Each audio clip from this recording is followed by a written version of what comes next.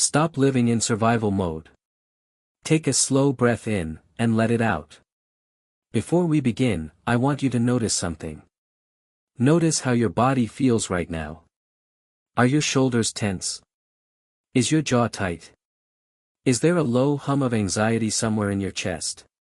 A sense that you need to be somewhere, do something, fix something, figure something out?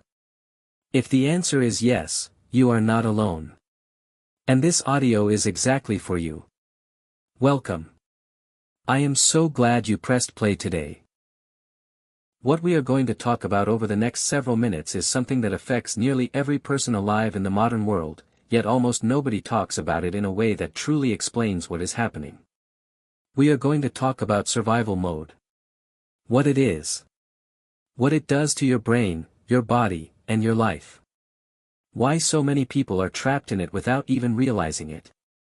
And most importantly, how to get out. Because here is the truth that most people never hear. Your stress is not just making you tired. It is not just making you anxious. It is actively keeping you sick, keeping you stuck, and keeping you locked inside a version of your life that no longer serves you. And the exit is not a vacation, a new job, or a better circumstance. The exit is inside you. So let us begin. Your brain has one primary job. And that job is not to make you happy. It is not to help you grow, create, or thrive. Its primary job is to keep you alive. To scan the environment for threats, to keep you safe, and to ensure your survival. This is a beautiful system. Millions of years of evolution built it. And for our ancestors who faced real physical dangers every day, it was essential. When a predator appeared, the brain triggered an immediate stress response. Adrenaline and cortisol flooded the body. The heart raced. Muscles tensed. Blood moved away from the organs and into the limbs for fighting or running. All non-essential systems, digestion, immune function, rational thinking, creativity, shut down. Every resource in the body was redirected to one goal. Survive this moment. The threat passed. The animal relaxed. The chemistry normalized. Life continued. That is how the stress response was designed to work. Short. Intense. Resolved. But here is what is happening for most people today. The stress response never fully turns off. There is no lion chasing you. But there is a mortgage. There is a difficult relationship. There is a career that feels meaningless. There are notifications, news headlines, social comparisons, old traumas replaying in the mind, and a constant low-grade sense that something is wrong or about to go wrong. And your brain, which cannot tell the difference between a physical threat and a psychological one, treats all of it the same way. It keeps the stress hormones flowing. It keeps the body in emergency mode. Day after day. Week after week. Year after year.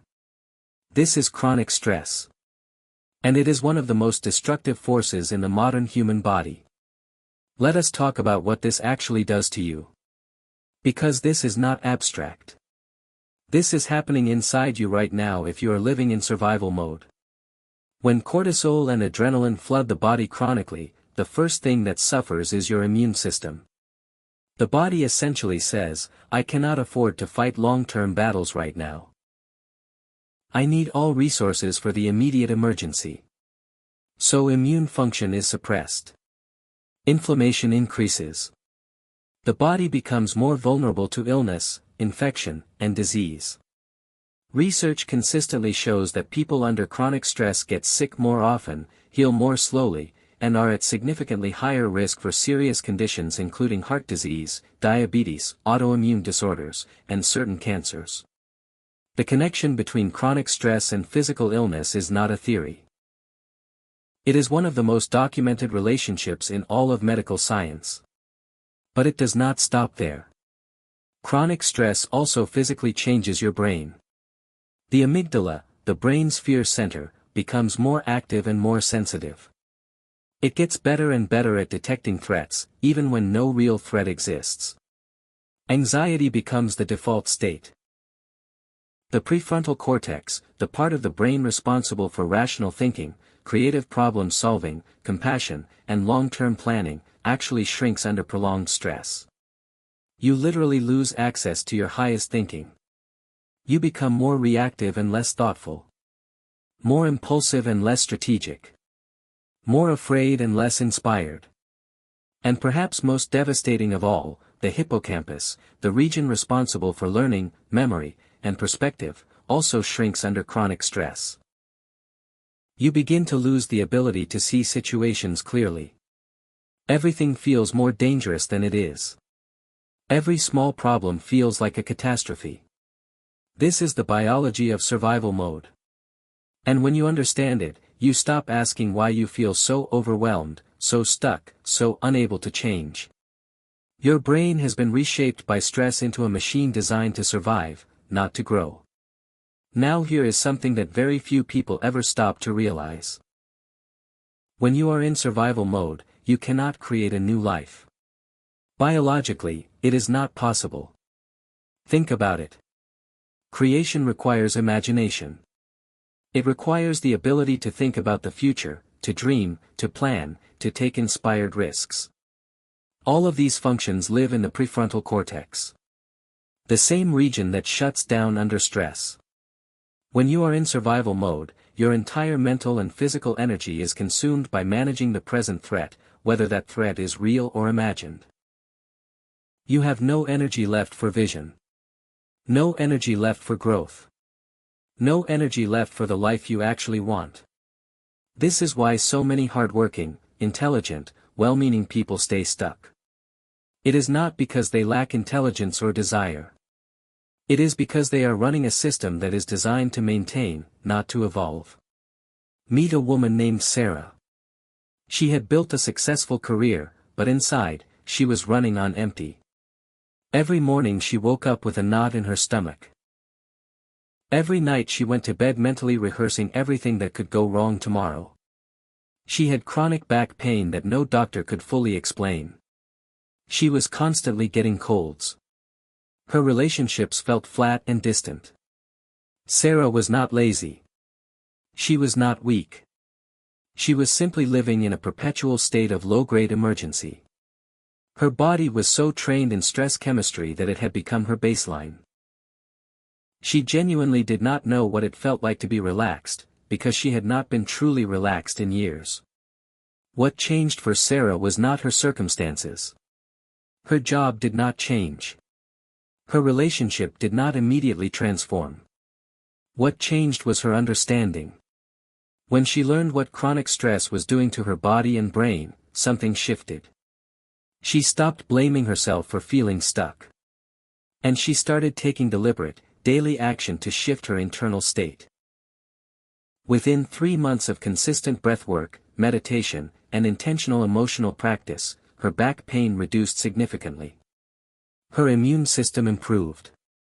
She began sleeping through the night for the first time in years. And slowly, her mind began to open to possibilities that survival mode had completely blocked from her view. Sarah's story is not unique. It is the story of millions of people who discover that the body can heal when the nervous system is finally allowed to rest. So how do we get out? How do we shift from survival mode into what researchers call the growth state, or what some call the creation state?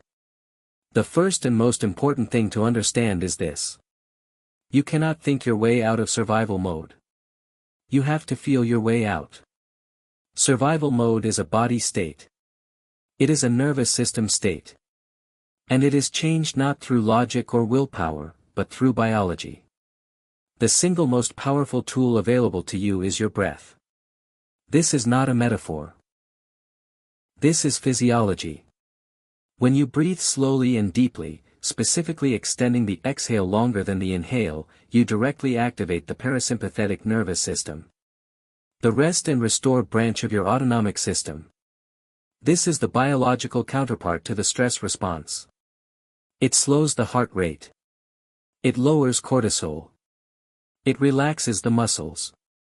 It signals to every cell in your body that the emergency is over. That it is safe to heal, to restore, to grow. A simple practice. Breathe in for 4 counts. Hold for 4 counts. Breathe out for 6 to 8 counts. Repeat this 10 times. This alone can measurably shift your nervous system state within minutes. Not hours. Minutes. This is not a wellness trend.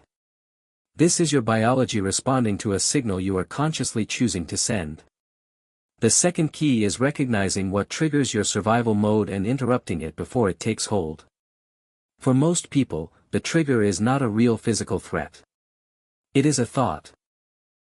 A memory. A worry about the future. An email. A piece of news. An old story about who they are and what they are capable of. The moment you feel the familiar tightening in the chest, the quickening of breath, the narrowing of focus that signals the stress response activating, that is your moment of power. That is your window to choose differently. Pause. Breathe. Ask yourself one question. Is there an actual physical threat in this moment? In almost every case, the answer is no. And that recognition alone begins to interrupt the pattern. You are training your brain to respond rather than react. To observe the trigger rather than become it. This takes practice.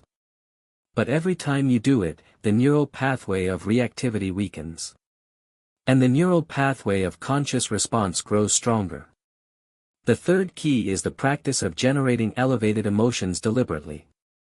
And this is where the science becomes truly extraordinary. Research on heart rate variability and electromagnetic fields generated by the heart has shown that when a person enters a state of genuine gratitude, genuine love, or genuine appreciation, the body produces a completely different biochemical environment. Anti-inflammatory signals increase. Immune markers improve. The brain waves synchronize in a pattern associated with clarity, creativity, and expanded thinking. In other words, elevated emotion is not just a nice feeling. It is medicine. It is the biological opposite of the stress response. And here is the most important thing. You do not have to wait for something good to happen to feel gratitude. You can generate it deliberately. You can close your eyes, place your hand on your heart, and consciously call up a memory of love, beauty, or joy. Let it grow in your chest. Let it warm your body. And hold it for as long as you can. Do this for 5 minutes in the morning. Do it again in the afternoon if you feel the stress response creeping back in. You are not pretending. You are deliberately producing a different chemistry in your body. A chemistry in which healing is possible. A chemistry in which growth is possible. A chemistry in which a new life can actually take root. There is a man named Joe, not a famous figure, just an ordinary person, a teacher in his 40s who had been diagnosed with high blood pressure, was on 3 medications, and had been told by his doctor that his condition was likely genetic and permanent. Joe was a good man. He worked hard. He loved his family. But he also carried decades of low-grade anxiety, never feeling safe, never feeling like enough, always waiting for the next crisis. When Joe began learning about the stress response and its effect on the body, he committed to one thing. Every morning, before his day began, he would spend 15 minutes breathing slowly and deliberately, followed by 10 minutes of genuinely feeling gratitude. Not thinking about gratitude. Feeling it. In his chest. In his body. He did this every single day for 4 months. At his next checkup, his blood pressure had normalized. His doctor reduced one medication, then another. Within 8 months, Joe was off all 3 medications. His doctor called it unexplained. Joe called it the most important decision of his life. The body responds to the signal you send it. The question is, what signal are you sending? Now I want to address something that comes up for almost everyone when they hear this. It sounds beautiful in theory. But what about real problems? What about genuine hardship? What about the very real pressures of bills, relationships, health challenges, and a world that genuinely feels overwhelming? This is a fair and important question. And here is the answer. Shifting out of survival mode does not mean pretending problems do not exist. It does not mean toxic positivity or ignoring reality. It means creating an internal environment in which you can actually deal with your problems effectively. Remember what chronic stress does to the prefrontal cortex. It shuts down your best thinking. It narrows your perception. It makes every problem feel bigger and every solution feel further away than it actually is.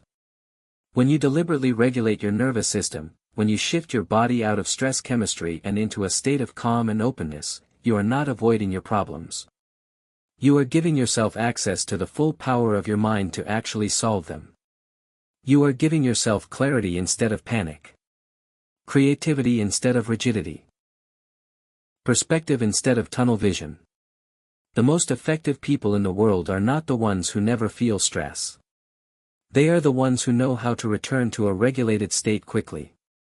Who know how to access their higher mind even under pressure. That is a skill. And it is absolutely learnable. Here is what I want you to take away from everything we have explored today. You are not broken. You are not weak. You are not permanently damaged by the stress you have carried. You are a human being whose nervous system has been running a protection program that was never meant to run this long. And the moment you choose, with full awareness, to send your body a different signal, everything begins to change. Your cells are listening. Your immune system is listening. Your brain is listening. The story you tell your nervous system through your breath, through your thoughts, through the emotions you deliberately generate, is the story your biology writes itself around. Every morning this week, before anything else, try this. Sit quietly. Breathe slowly, extending your exhale. Ask your body to relax. And then spend a few minutes genuinely feeling something beautiful. Gratitude for the breath in your lungs. Love for someone in your life. Wonder at the simple fact that you are alive and that today holds possibility. This is not a small thing. This is you, consciously stepping out of the emergency program that has been running your life. This is you, sending your body the signal that it is finally safe to heal. Safe to grow. Safe to become something new. Survival mode kept you alive. But it was never meant to be your permanent home.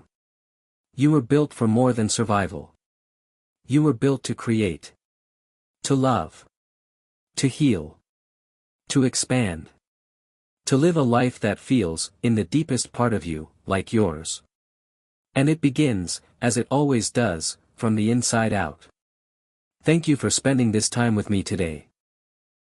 If this resonated with you, please share it with someone who needs to hear it. Leave a comment and tell me what shifted for you.